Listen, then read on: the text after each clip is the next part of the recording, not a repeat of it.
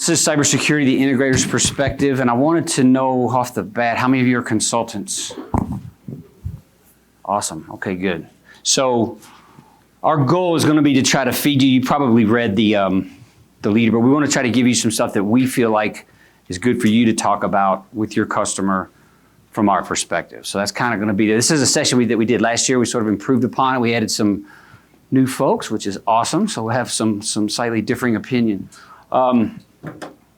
Helping me out today, my name's Andrew Lanning. Sorry, I'm the moderator. I'm an integrator from Honolulu, Hawaii. My company is Integrated Security Technologies. Been in business about 22 years, primarily DoD and critical infrastructure. With us today, John Nemirovsky. John, you want to give them a minute or two of yourself? Absolutely. Sir? My name's John Nemirovsky. I'm the COO for Sage Integration. We're a 31-year-old integrator headquartered in the Ohio area. So thanks for coming today. And Rodney Thayer was misscheduled. He is divvying another session now as we speak, so he will not be here, but we'll cover him. Bruno's with us. Bruno, you want to give him a little bit of your background there? Yeah, I'm Bruno de Rocher. They needed a French guy, so they invited me, so to show some diversity. So I'm working with Tech Systems out of Georgia, but I'm based in Montreal, sales manager for Canada.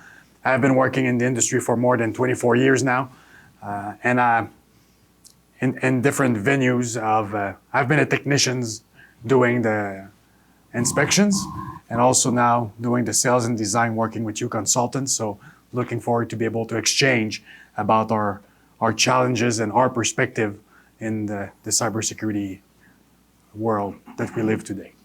Awesome. And also Phil Aronson's with us, and each guy's going to kind of take the beginning of this little area when we get to it, and then everybody else will expand upon it. So Phil, you don't need much introduction, but go ahead and try. Phil Aronson, I've been in the industry for quite a long time. Owned and ran a company called Aronson Security Group for about 25 years. It was a 55-year-old business. We, about 21 months ago, 3 days, 2 hours ago, we sold. We sold the company to ADT to help start their commercial division. And so now we're taking what we've done at ASG and trying to spread it out both nationally and globally.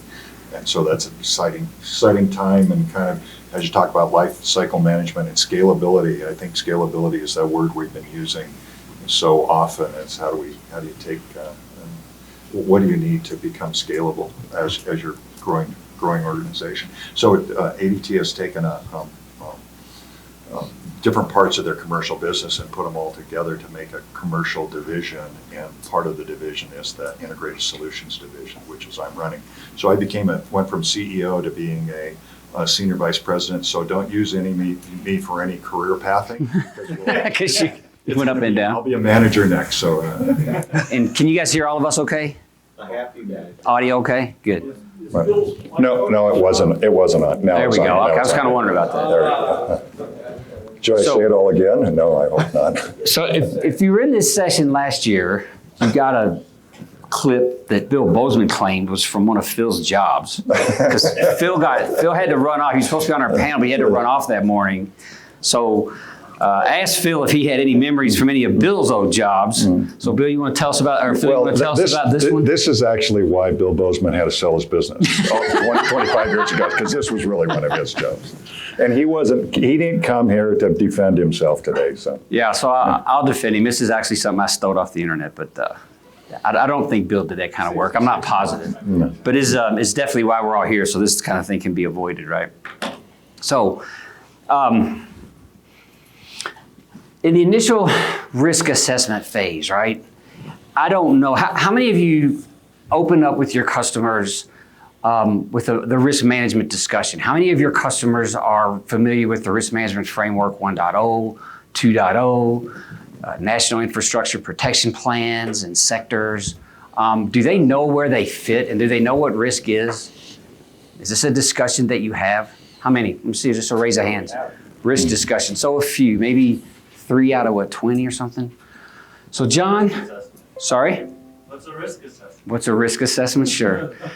Definitely a great question these days. I mean, everyone's interested in risk. So John, how do you get them started? You know, how does this get on the table? And then, because it's a big, ugly education question most of the time. Yeah, so you know, as we started to put together this panel, and we thought it was, you know, and break out the areas we wanted to talk about and give the integrators perspective on this initial step.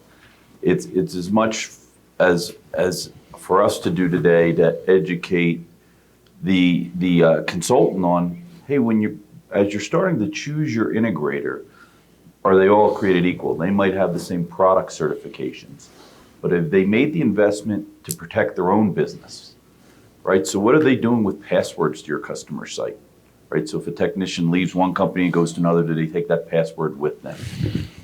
So these are all things from the integrator perspective, things like, you know, did you invest in a product like a Thycotic or Secret Server to protect the passwords and the drawings that you're doing for that customer?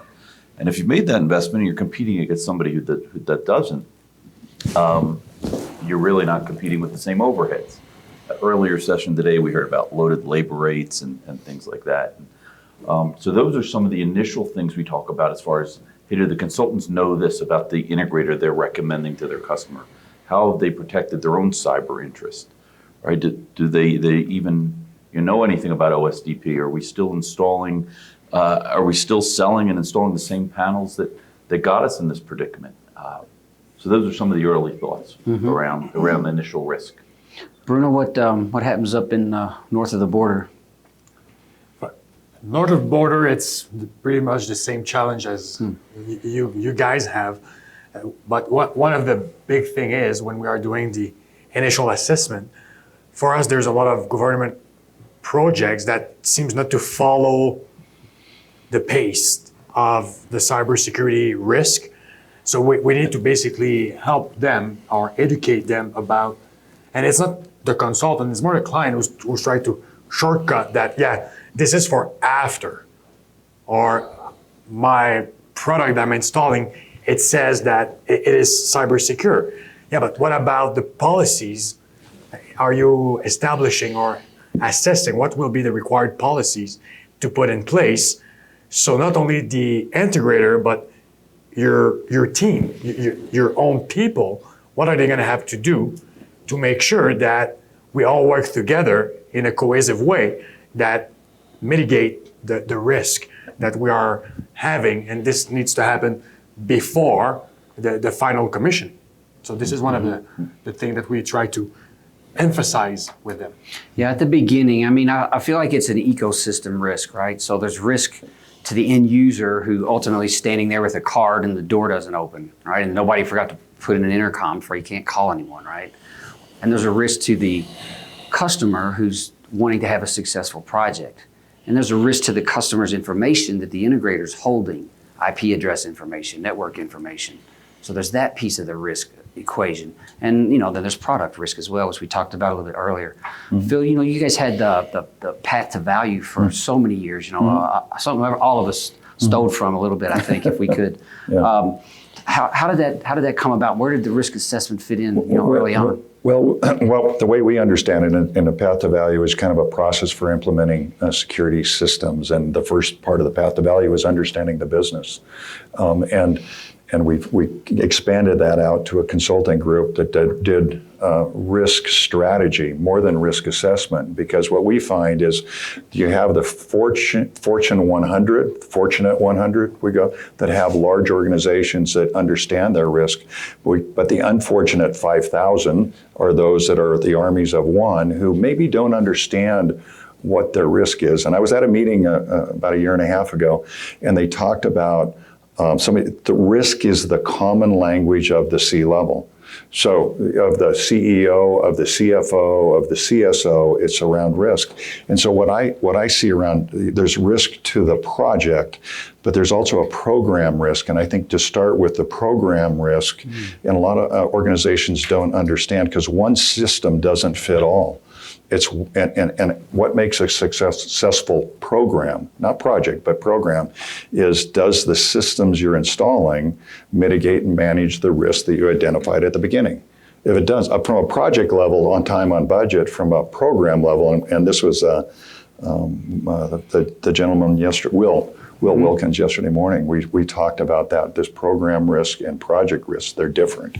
And so I think, again, from a risk, program risk is making sure you understand that clients, what they're trying to protect and what are the threats, so that the systems that we install when we design them, whether we engineer them and a consultant design them, but make sure you understand that business before you really start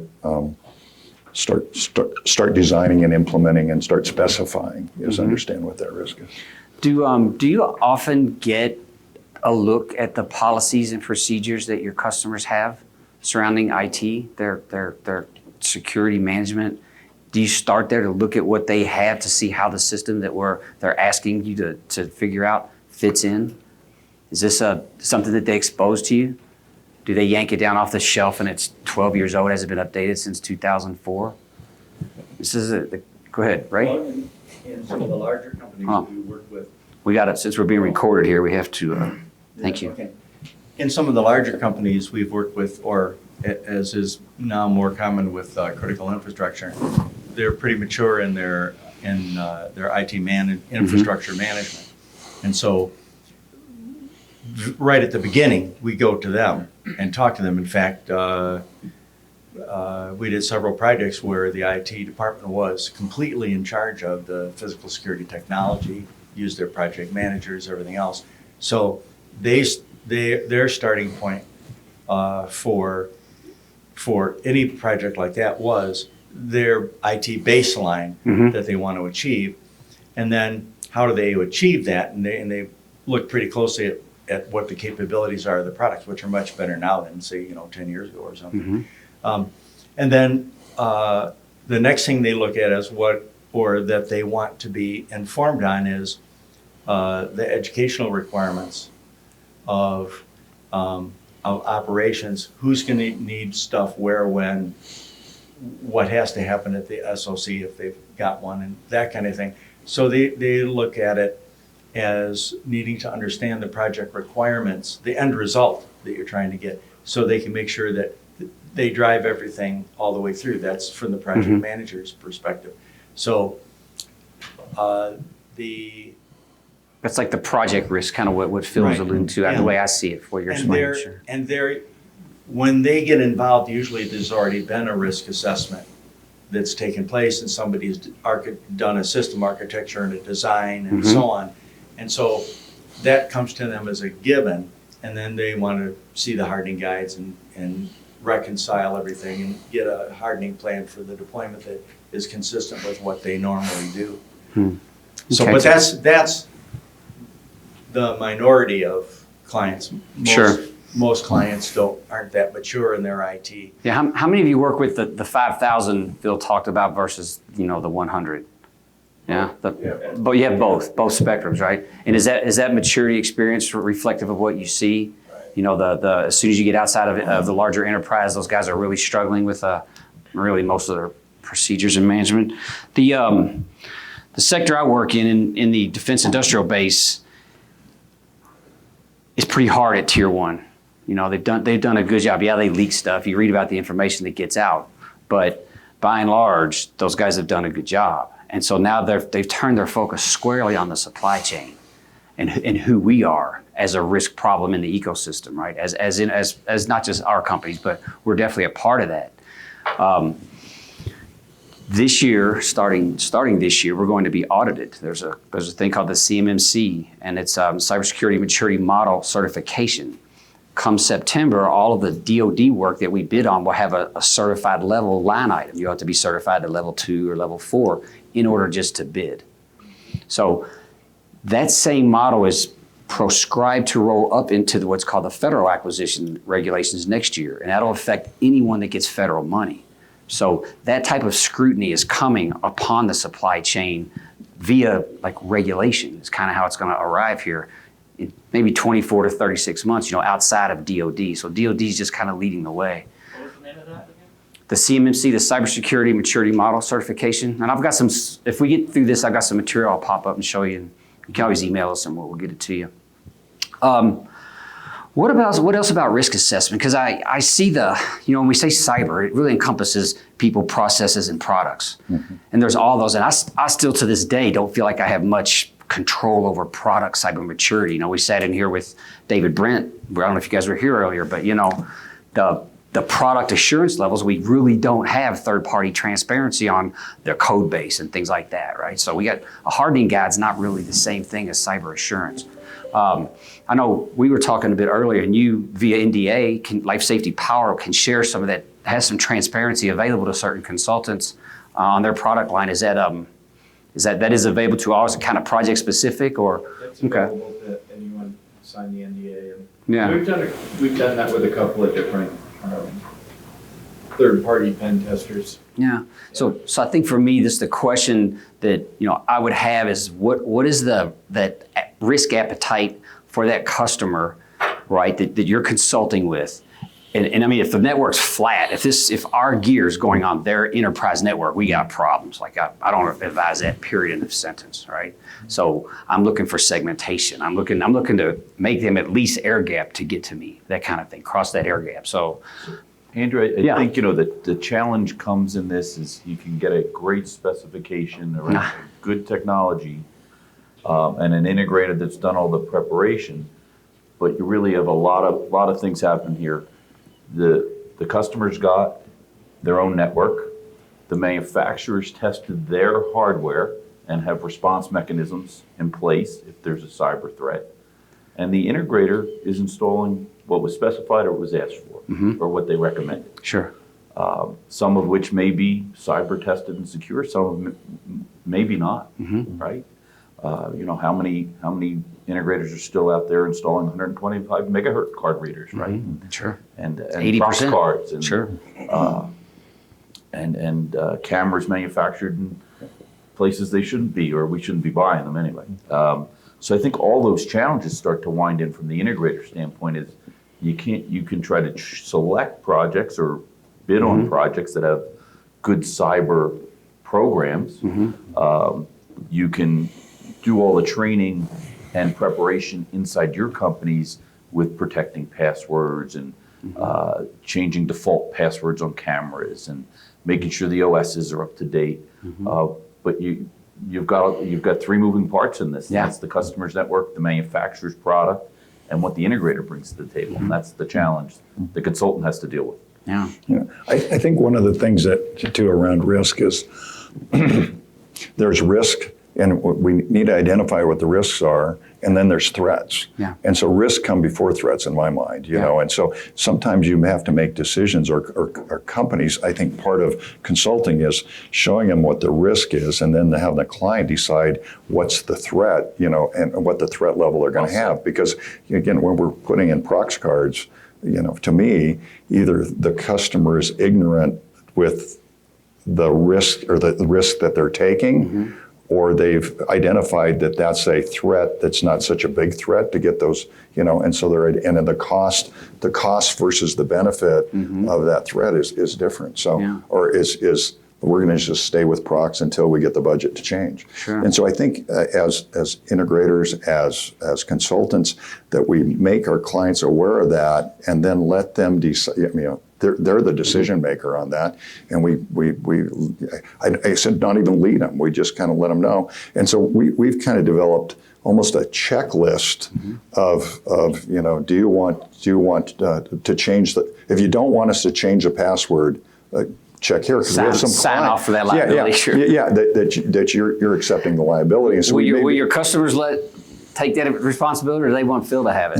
Right? How's that work? But here, this goes into life cycle, and I'm interested, John, kind of how you see this is.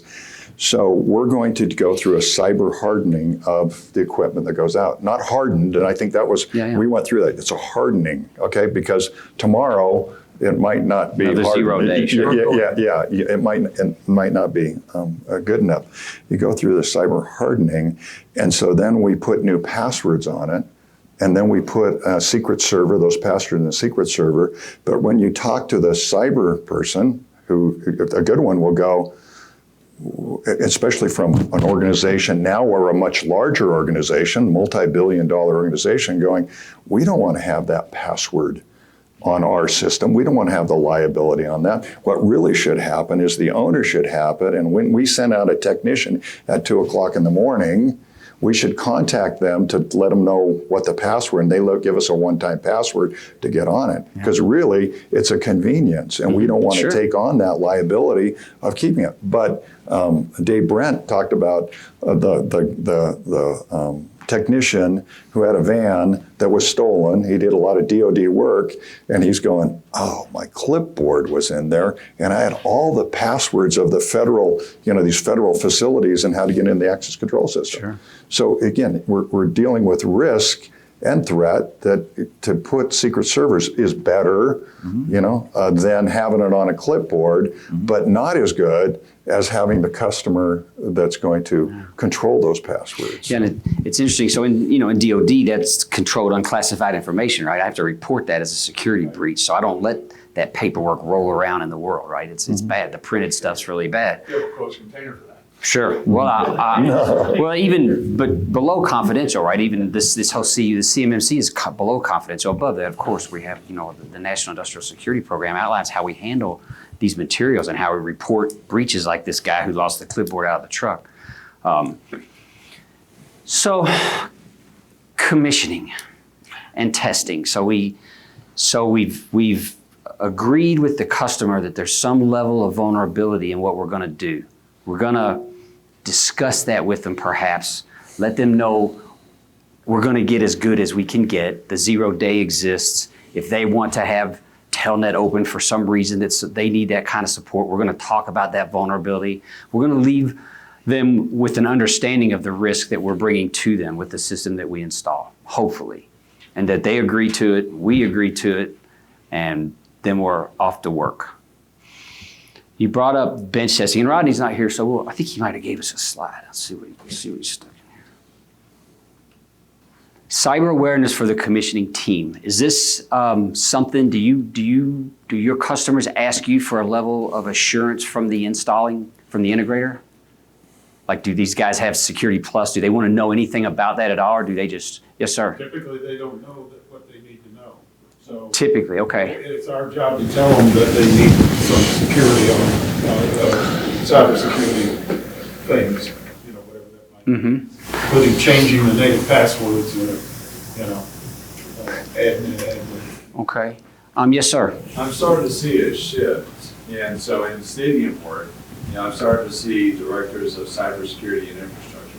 Okay. And they're starting to look at all the way down to the device and how that can affect their network, because they're being forced by the leagues to answer the question. Yeah, go ahead, please, Bruno.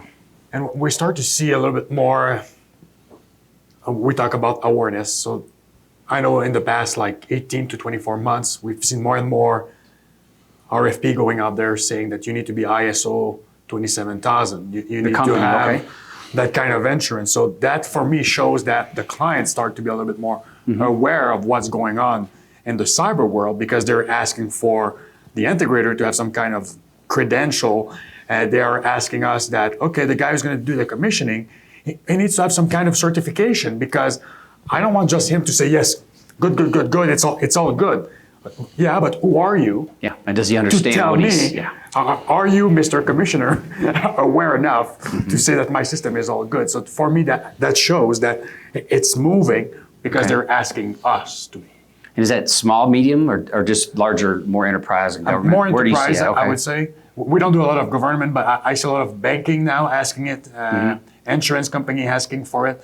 And I know it's because it's a liability thing. They want to make sure that they can push it back to us. But for me, if they start to do it, I guess government's doing it as well. That shows that it's becoming a trend more and more, where it will be just as important as being certified to do electrical work. You need to be cyber certified to do my commissioning. Yeah, so I think that's Rodney's point, the cyber awareness in the team. I believe that us as an industry, absolutely needs to be part of the IT discussion and not part of the IoT discussion. IoT, I call it Internet of Theft. It is we've already sort of lost the ability to get in front of the cybersecurity discussion as an industry, right? That's why Dave was showing you that big DDoS attack a couple of years ago with Dawad, Hikvision, all those cameras, right? So that we already got our hat handed to us there. Now we've got a privacy discussion going on, and our industry's not in front of that, and we see facial recognition getting outlawed, things like that. So the ability to get in front, this is I think an important thing, this cyber awareness in the commissioning team. What kind of training do you guys think is adequate? Because Sia's talking about building a certification for our installers and kind of stuff like that. I don't know if you've been involved in some of those discussions. John or Phil, you want to comment on any of that? Let me go first. Yeah, go ahead. So, I think it's first, Andrew, it's awareness, right, of the team that's in the field. And then second, I agree, certification programs needed. But just some basic knowledge of things that Phil and Bruno have already touched on with, things to most of us that are, hey, we wouldn't keep a default password on a camera. We wouldn't let anybody still put in a 125 megahertz reader, right? We wouldn't do some of those things that leave us vulnerable at a site, but it still happens every day. So how do we create that awareness, I think is first in it. And I think second, as we talk about cyber commissioning, that whole commissioning and testing process on systems and on cyber is the most challenging part of the integrator's business, right? So I sat in Brad and Ed's session earlier today, and it was great, and that could have gone on the whole day. But right, you're at your budget, you want to get done this job and to your next job, because there's not a lot of revenue left on this one when you're in commission and testing, but it's the most important time to the customer. So the good integrators stay and finish the commission and testing. The bad ones are the ones you're calling saying, hey, I need you back on site. But this is a critical budget time. So to start to throw, hey, how are you going to commission this from a cyber? How are we going to commission from just a security and make sure the door unlocks and I get a door forced and door propped and do those checks? Sure. So the real world of what's the integrator faced with in commissioner and testing, and then saying, hey, what are you doing for that cyber commissioning testing as well, is a big ask. Yeah, I want to pop, Mike. I want to pipe your company just a little bit. Mike's developed a really nice tool that allows you to document all the MAC addresses and the IP addresses and all that type of information. What ports are open. The customer needs to be aware of what's left. They may have requirements, internal IT requirements, that certain things are open that you may not agree with from a hardening perspective. Dave showed you how to lock a camera down, then how to lock it down again, then how to lock it down again. Left 9 vulnerabilities the first time, left 5 the second time, 2 the next time, and the third time he just disappeared off the network with the device. You're spot on, Andrew. And Mike's product, as one out there, there's so many things that aren't tracked. How many of our customers have any type of asset tracking program in place, or are they going to rely on the integrator or the consultant to house that information? So what were the serial numbers of those card readers or those cameras? What were the IP addresses, the MAC addresses, the password? A picture of what it looked like when it got installed. Where are you housing the drawings from those locations? So all those things that you're turning over during commissioning and testing become, where's that database and where's it kept secure? To take care of that. I know Phil's going to say, well, the customer should keep that, but I'd like it to. Actually, yeah. And so what I see is, boy, it's from one aspect of a large client to another small client. It's so different. And yet we're serving them all. So from a large client, that cyber awareness is you need to be aware of their cyber awareness, 100%. And how to do that. And so some of you're commissioning it and they're saying, leave it in default password, because after you're done commissioning, we're going to change that. We're responsible for the firmware. You don't have to worry about that. Whereas at the other end of the spectrum, and then we have everything in between where we're dealing with large hospitals and they're kind of maybe a little bit, in between around there. Yet again, to work on their systems, you got to say, okay, we're going to commission this on Thursday between 2 and 4, and they're going to give you that access. And if you go past 4, it's going to be another week before you're going to hit that window of time. So different organizations focus on different things, all the way to the smaller, the municipality maybe, or some that's not so sophisticated, and they're asking you for advice on what they need to do for cyber awareness, because they're not used to, the bandwidth and the capabilities of cameras, and whether that, the threat and the openness of the camera. They're asking you. And so you really you run the gamut, and hopefully those clients that we know and do business with a lot, we know what their cyber awareness. Their But standards. the risk that we take from that other end, where if something was to happen and we touched it last, there's just a huge amount of liability Sure. that goes along with that. Is that as consultants, is this a discussion that you have? Like the leave behind condition, when you can tell the customer's immature, right? And they don't have a policy, they don't have a procedure, they don't know the first thing about authentication, ID. They're at the mercy of whatever's going to happen to them because they don't even understand the question. How far do you go to educate them before you, or is that a project you don't want? Let me ask you that first of all. Is it worthwhile to sit? Can you get paid to educate them or run them through what you need to do typically? Or is this Fortune 100 and above where that's going to start to occur? Yes, sir. Well, kind of speaking for myself, that is part of the educational process. And I don't know enough to let them know that there's, that they're cyber secure, or that they've met that part of the specifications. My question is, what are the top 3 certifications, not certifications, but standards that one should comply with as we write a specification? Top 3 or top 5 or whatever it is. I know it's dependent on the kind of system you're putting in, but let's consider it as just a regular old enterprise access control system with video. So, Access has a pretty good protocol for that. And so I implement that because I used Access cameras, and and I can see where they've done it. But that's not exactly what I'd call that's a manufacturer standard. That's not a government standard. So what standard would you recommend that we include in our specifications and how can we, as kind of quasi cyber intellectuals, know enough to get dangerous, and certify that that they have done this or they met this qualification? But behind you, just real quick, I just think at the end, so if you were in David Brent's class, you want to show them a scan. I'm a big fan of scanning this equipment and showing them the condition of the equipment. What are the open ports? What are the open services? And confirming with them that meets with their risk appetite. But what standard is that standard in place?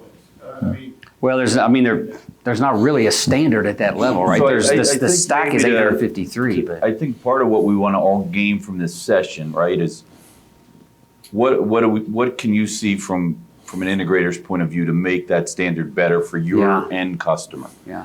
And I think that's qualifying your integrator and not just picking one because they're enterprise certified in a product, but what have they done to cyber secure their own business? Do they have proper cyber insurance? And then the product training starts to come into play. And then did you select the right products for your client that have cyber response programs like Access or as Tyco has rolled out?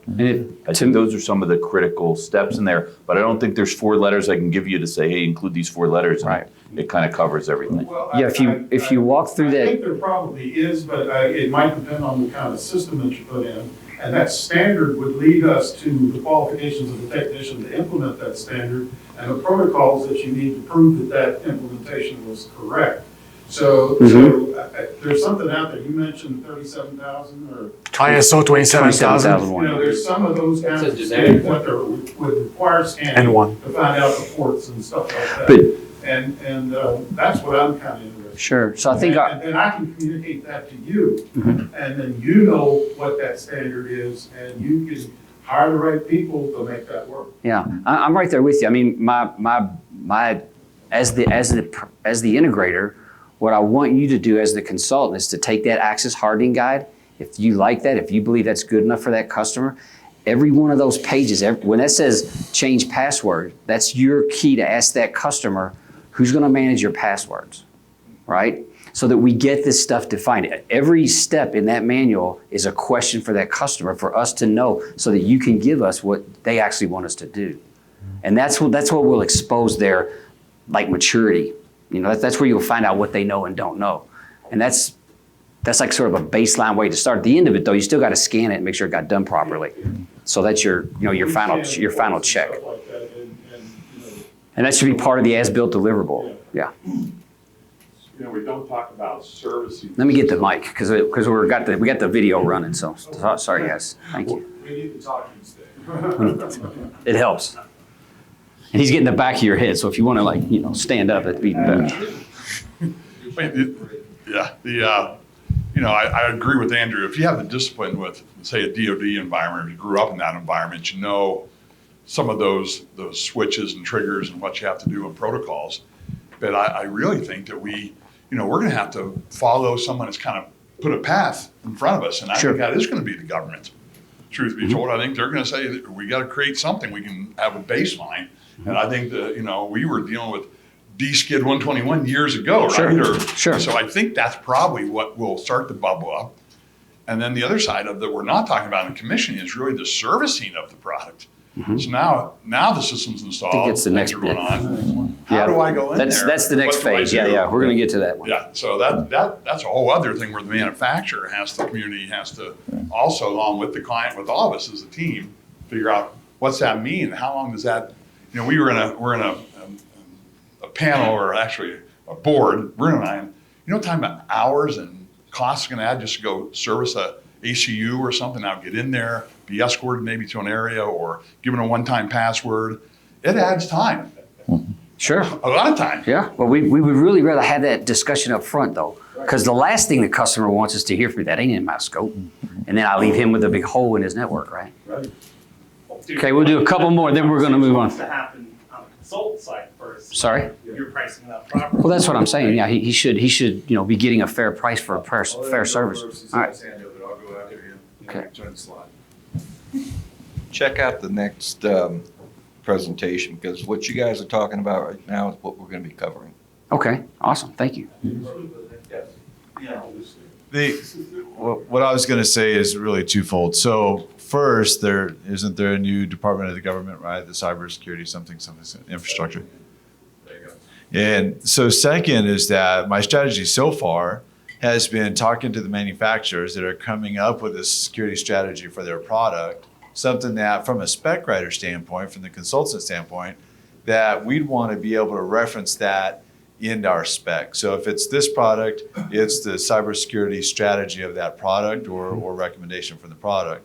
Is that a liability because it goes back to the manufacturer, not me, when it doesn't get followed?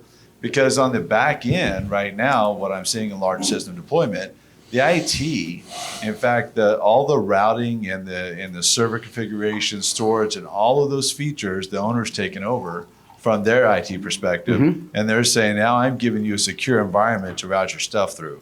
So what's your strategy? Because at the end of that project, I'm not equipped at the moment, and I don't know if I'll be equipped to go back and run scans and do the cybersecurity, penetration, red cell, or testing.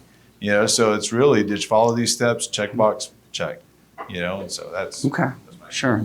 And so we've been doing this discussion for a long time at PSA. At the security network there, we've been building documents for testing. There's some of that stuff there you can get your hands on. It walks you through. There's YouTube. There's definitely ways to engage it. If you can't handle that yourself, definitely get a third party partner to help out with that, and get it included in the bid spec up front. Is kind of the advice I have. And Andrew, can I take just away? And I think about what you can put in the spec, and I think the cyber hardening guidelines that the manufacturer has is one thing you could put in this, that it meets those requirements, and maybe put it dated too, because they might change. And if you're bidding the project, and all of a sudden they go from here's where you bid and here's what we put in to harden it, and then they come out with, well, boy, we're going to do this much more. So I think that, and a date of the manufacturer. By the way, that's leaps and bounds past 2 years ago. When who was the first one? It doesn't even matter. But when the first one came out with cyber hardening, and we were doing some hardening ourselves, what we thought was the best practice for hardening, and then we got the hardening guidelines, in which and trying to merge those two things together. The other part is, I don't, for DoD, there might be, for some of the larger associations or whatever it might be, but what we see is so much is driven by the client. And so you can't put what the client's cyber requirements are in the specification, okay? And from us, from a bidding perspective, if you put something in there, again, it needs to meet these requirements, and we don't know what the requirements are, how do you bid it? And so sure. it's just, I don't have an answer. I'm bringing up the question more of how do you get by with that? Because again, our customers don't look for, a government cyber, spec, because we do more commercial than we do government. And I think it's a hole that we need to fill, that to come up, I like come up with some kind of the lowest common specification, at least, to get to us a number, that we can bid. And then if it's beyond that, the customer requires beyond that, then it's a change order and you have to justify what that change order is in order to put some more work into it. Because every one of these takes time. We just, through our cyber hardening, it takes about 15 minutes. And what per takes, device, sure. Yeah, per device. Yeah. And what's what takes the longest? Taking it out of the box and putting it back in the box. Once you have it off, you can plug it in and you can download pretty quick. But we're doing it their office. Challenges that come up to follow along with what Phil said. Some of these larger enterprise clients aren't going to let the integrator put any type of tethering device on their network to see how many devices they have, how many of the OSs are out of date, how many devices still have default passwords. So to start this testing, so you can say, now we're going to put our ACU on your network, and that won't be the problem because we passed these tests. So I think it's an all-around problem. Yeah. We're not going to be able to give them their cyber score. They're not going to let us go that deep. If you're adding, if it's an existing environment you're going into, you got a whole other set of problems that you need to define before you walk in the door. And don't think you can just go start scanning networks. You will knock devices offline like it's a problem. So you do need to have a destructive, non-destructive, or non-operational time frame to do those types of things. If you got an existing environment you need to test and they don't know what they've got, that's problematic. Just on the government side, they have STIGs, Standard Technical Implementation Guides for these products. The DoD went to NIST and said, hey, can we have this standard that you're seeking? And NIST said, yeah, let's go to UL. They write standards. We have a standard. It's called UL 2900. You know how many manufacturers are running to that, like just beating down their door? Not very many. It's expensive. Okay, so that the software version of that is done. It's an ANSI standard now. It is going for ISO. That's just the software, all the fuzz testing, all that stuff. But the device layers are next. So they got a healthcare layer for all of those devices that can kill you that people can hack, right? They've got a life safety level. We've got a ICS level for the industrial control system. So, and I think you'll see an IoT level soon, but it's slow to evolve because the manufacturers aren't being forced. So the other thing I would tell you is put 2900 in your spec and let manufacturers start to see that show up in an RFP and watch what happens if we don't. Well, but you can always waive it, but put it in there. So we start to see it and they're like, wow, we got to go investigate this 29 because they're not going to go without some sort of push. And I don't think against manufacturers, nor should they, right? But if the customer's not smart enough to ask for something that's verifiably hardened from a third party, like UL, Some of them have gotten ahead. Sure, there's definitely been a few. Will Brown was here 2 years ago. He ran the video product from American Dynamics through. You do a quick Google search of cyber hardening security products. Sure. You come up with FLIR, a couple guys. Yep. CES that are out there that might be valuable for trying to see what looks like the best practice. There's lists on there. Yep. The mil specs on there. The CSFC, there's the cybersecurity for commercial stuff from NSA, all that product. Framework, at least of what should be expected in a best practice. And then it's up to somebody in their narrative and a response to tell them why they don't adhere or how they do something different. When you're doing public bids, it's hard to find quals in the integrator world because Bubba and Leroy, they have their own back of the shop kind of things, and they know how to hook up PC, but not so much on the IP side. Sure. And do you think that as consultants that we can help drive the integrator need to have those kind of quals for people in that space? Yeah, that was Rodney's first question. I mean, I really think it's starting to come as the flashlights swung around and said supply chain, which is how we're looked at. Our quals are absolutely, in my sector, going to be measured and going to be audited by a third party. I don't get to self-attest that I'm good. I don't get to send a guy to Security Plus and say, I got a guy with Security Plus. He knows what he's doing. Right? Yeah, exactly. So let's get Bruno, because we need to keep the clock moving a little. I want to get to post-installation monitoring and your takes on where do we start with post-installation? Let's just presume that we got the customer's needs defined and we came to an agreeable solution that left them with only the vulnerabilities that we could define so they would know what they were when we walked out the door. And now they're up and running, right? And everything's working for them. Now we get into this post-installation phase, right? And I don't think it's by mistake that I was assigned this one, because I'm really passionate about this one, because I think out of the four, this is where most systems fail, because on the initial risk assessment, commissioning and testing, the consultant is there, client has some kind of money to do the project, and then the project is finished. Consultants usually is not there anymore. We've done our job. So now who's supposed to ensure that after the install, the cybersecurity is still up to date? Phil mentioned hardening, meaning it's a continuous process, but many times this is where the process stops. Sure. And for so many reasons. And as an example, a couple of months ago, a manufacturer released a new cyber vulnerability that they discovered. And I knew we have a bunch of clients that refused to be under a master service agreement that were affected by that vulnerability. So now, is it my responsibility as a goodwill to say, hey, Mr. Client, they just released that? Because I know they won't be looking after it. They won't even receive it. The consultant is not in the picture anymore. So whose responsibility it is to say, make sure you have that firmware installed? Because if you don't, all the good stuff we did, all the pen tests, all the scanning, it's down the drain until you do it. And that's just one of the challenge. We also have, and I'm sure it's the same for all of us, one client who's used 4, 5, 6 different integrators because they have a huge system. So now who's responsible of what? So there's a lot of lost in translation, and it's not because I'm French-Canadian, but there's a lot of potential for people, not people, a thing, to fall into the cracks, and no one's going to be looking after it. So the post-installation monitoring, I think it's probably one of the most important thing. And really quick, I'm from the HVAC world before, and most HVAC system has a weekly test, a monthly test, a yearly test, and it's common practice.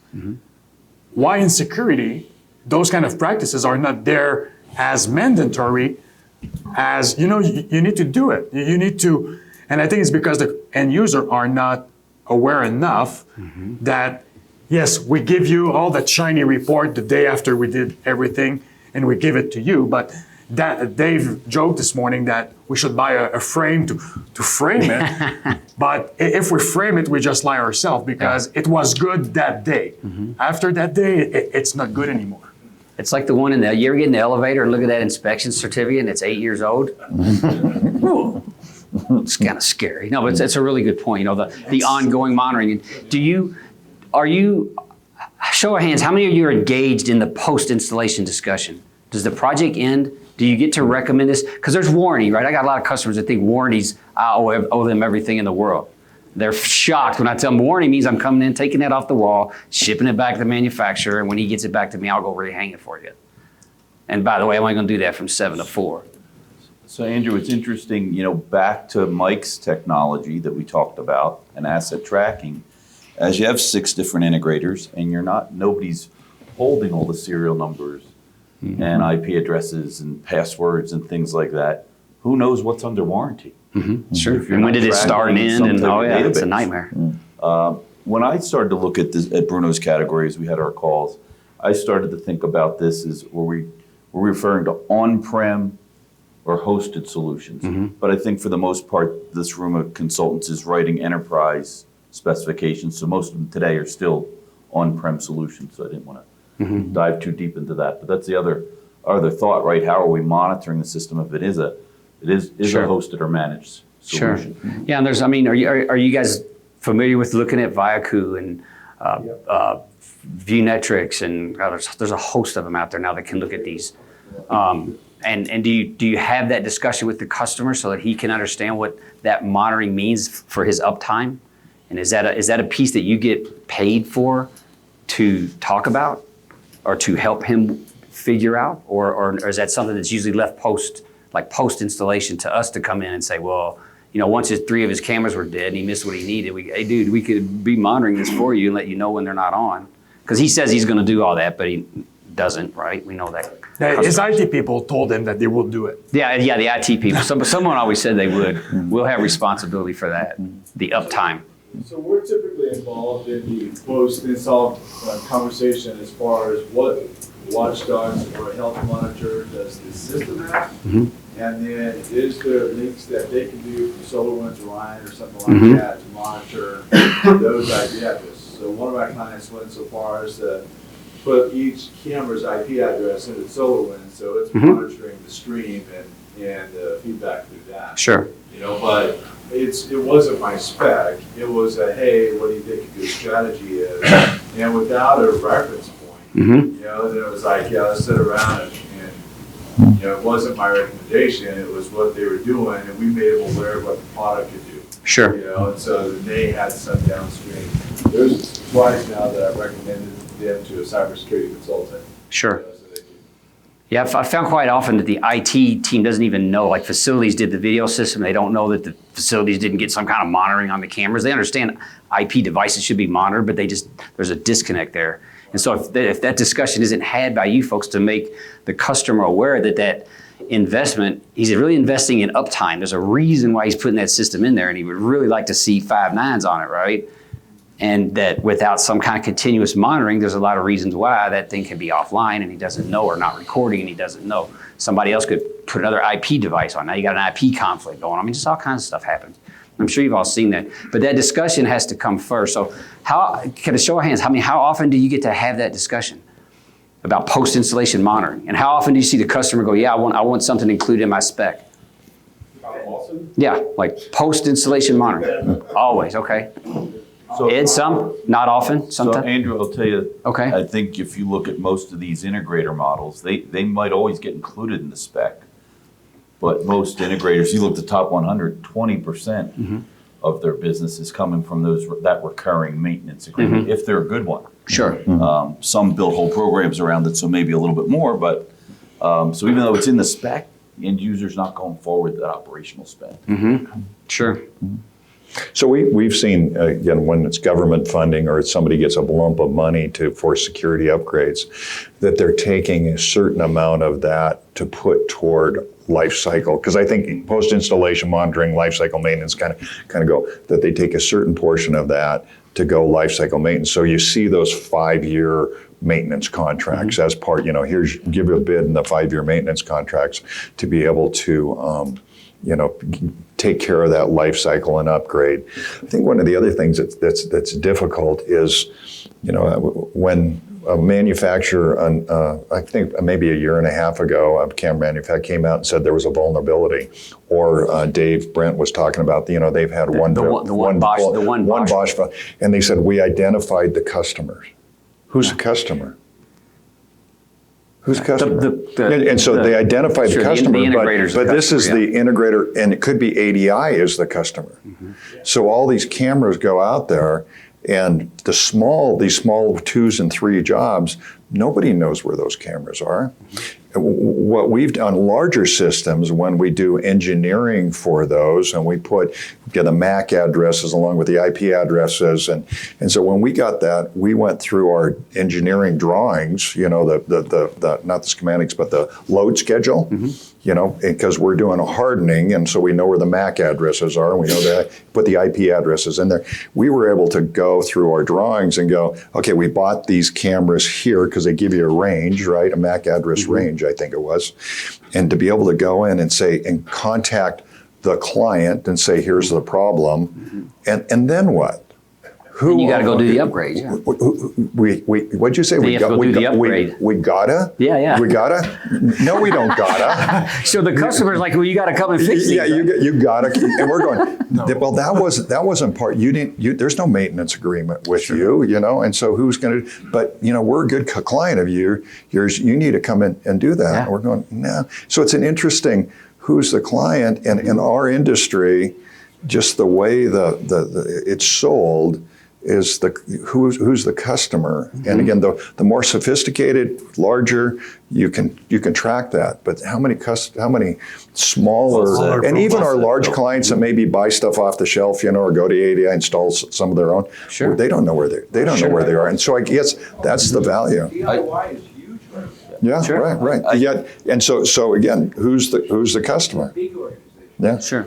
I think it's a problem, and I think it will become more of a problem as there's more vulnerabilities. And it doesn't matter if you have 1 or 20. It's just who's the customer. Well said. And now, maybe it's a spec. And again, I'm thinking out loud here. Maybe in the spec, it needs to be. And you need part of spec in the commissioning is state all the MAC addresses that you've installed. Give us those, and so that when you turn it over to the client at the end of the year or at the end of the project, at least they know. So when if they're sophisticated enough to know that Bosch or whoever, it doesn't matter what, but it has a vulnerability, they can go back to that job and look at it and go, okay, I guess ours is in one of those ranges. Now what do we do? Sure. And some of the manufacturers are starting to get a portal put together, right, where you can sign up and register the products you purchase, and they'll send you the CVE that Dave was talking about when they get a critical vulnerability enumeration. So some manufacturers are now requiring on your purchase order who the customer is and where it's being installed. Sure. To pick up on Phil's point, though, it's back to that asset management, right? So we know where that camera was or who bought it and where it got put in.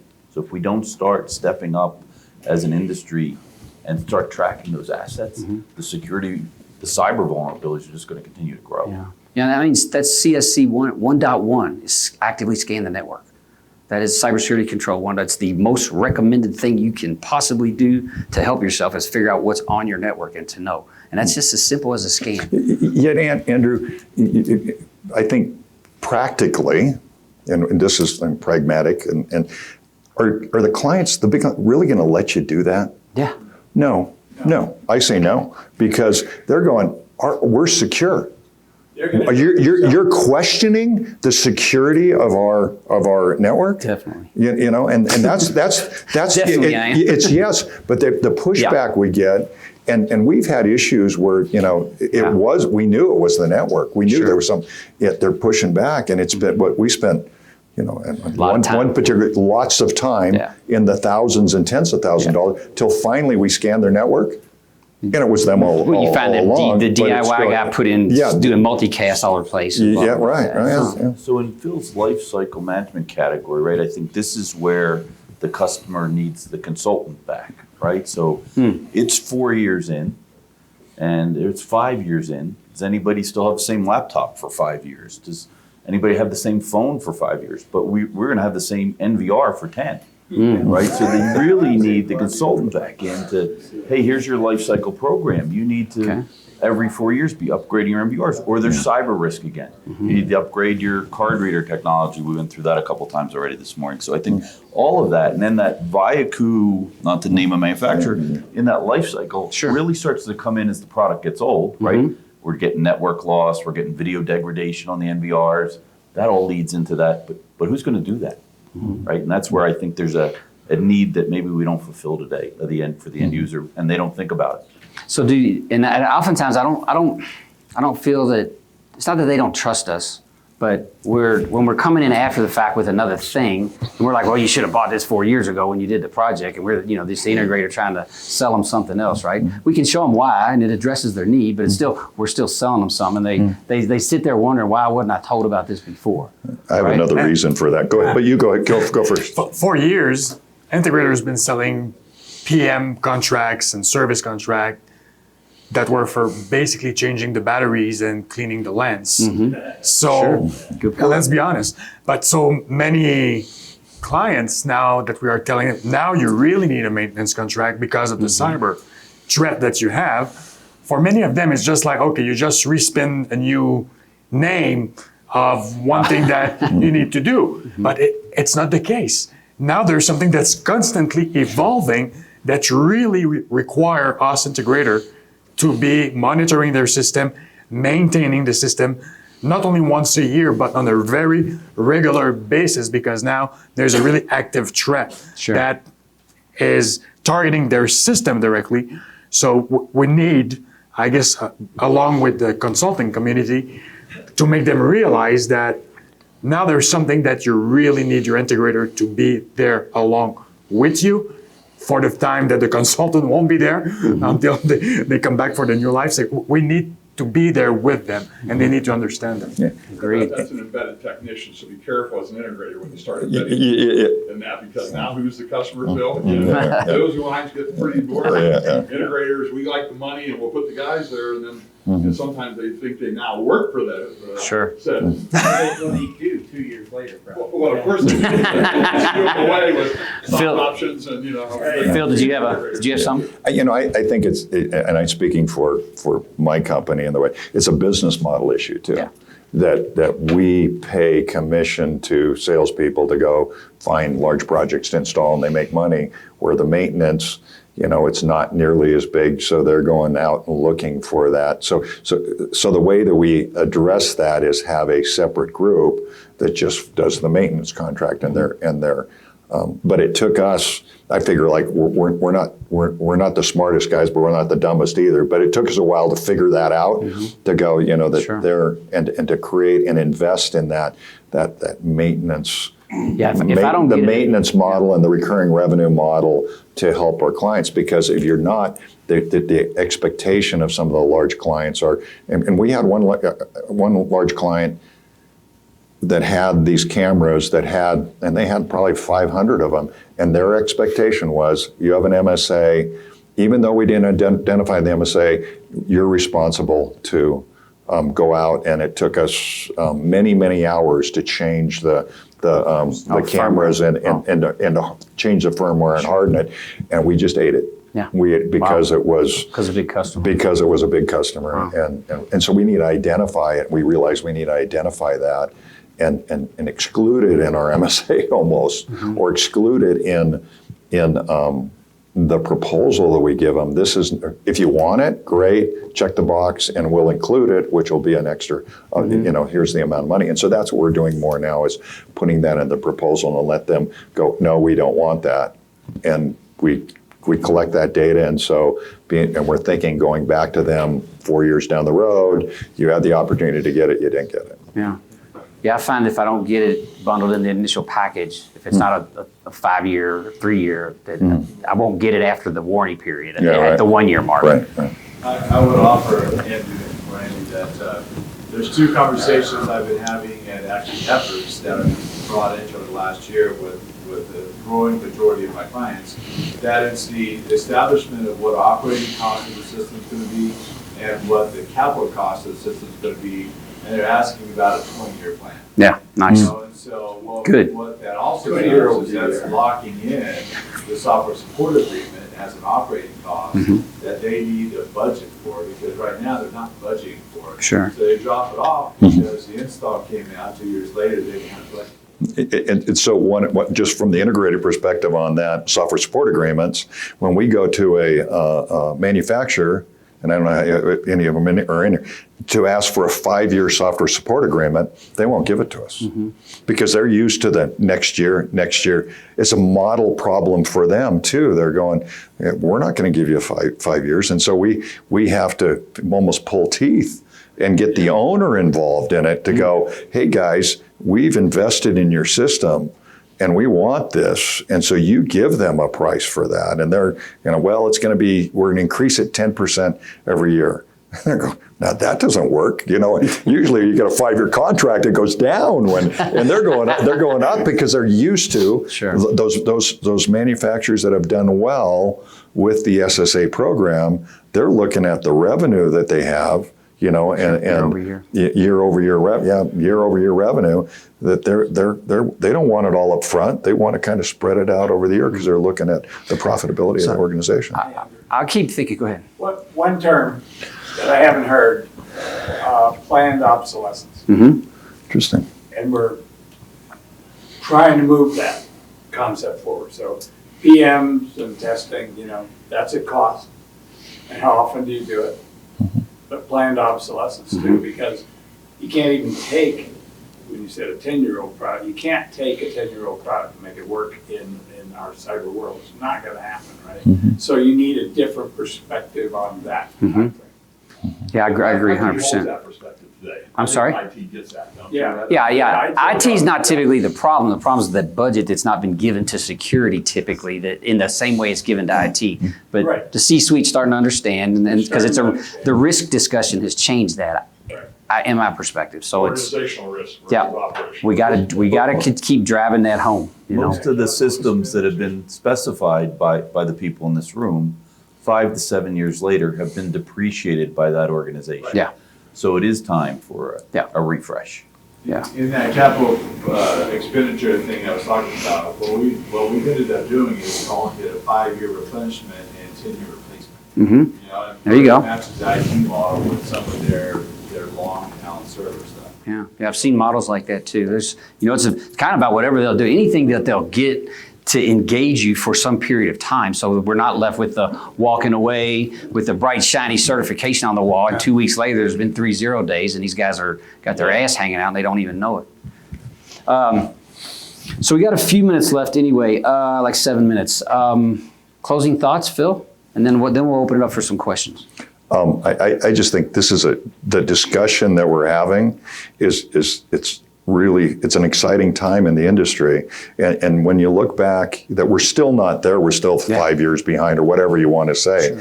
But where we came from 5 years ago and where we are today and the discussions we're having, it's an exciting time in the industry for those that have been in the industry a long time, to see these discussions that security is mission critical at more and more organizations. So I love the replenishment and replacement idea, that we're having those conversations where IT's involved going, hey, that camera, no, you're not going to leave it there for 10 years. What is your replacement strategy for that? And they're asking security guys and they're going, What do you mean? You mean you want us to replace that camera in 5 years? Okay, great. Hey, we'll give you a budget for that. So more than anything, I just think it's a very exciting time to have these and the services that both consultants can bring to clients and integrators can bring to their clients, I think is growing. We just need to figure out how to sell it to them.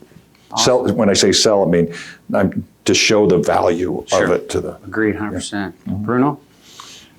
I'm glad that we have that kind of event because we started, the first thing was about the risk assessment was the client, the end user needs to be aware. He needs to understand that it's not a one-stop shop anymore, that you do the project, you install, it's done.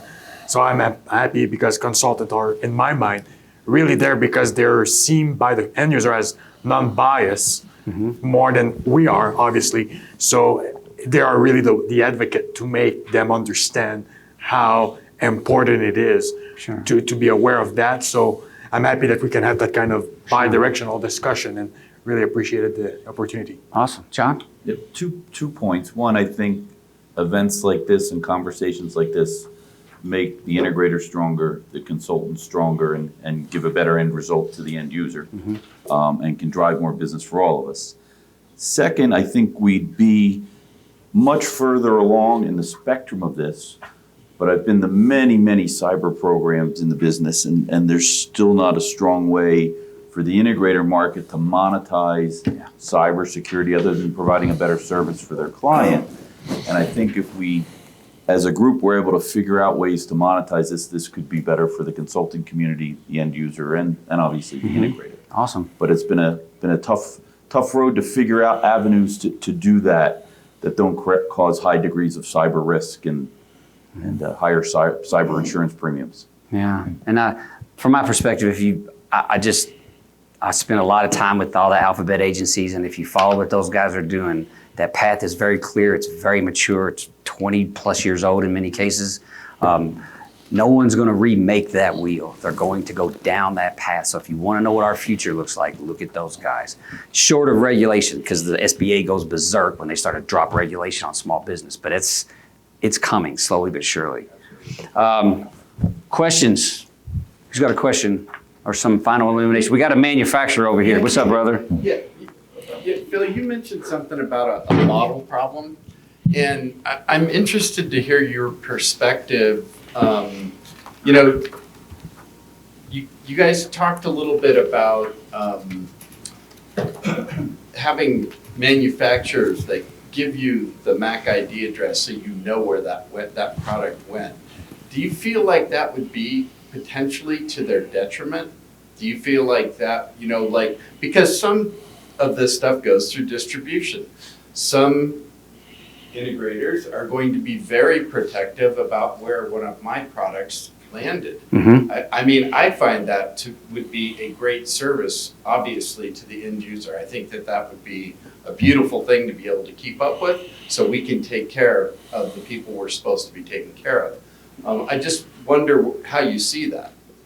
Okay. So I think there's a number. So I think we've got to create a way as an industry as individual integrators to track these assets for our clients. And if you don't have a mechanism, you're not doing a good service to your clients.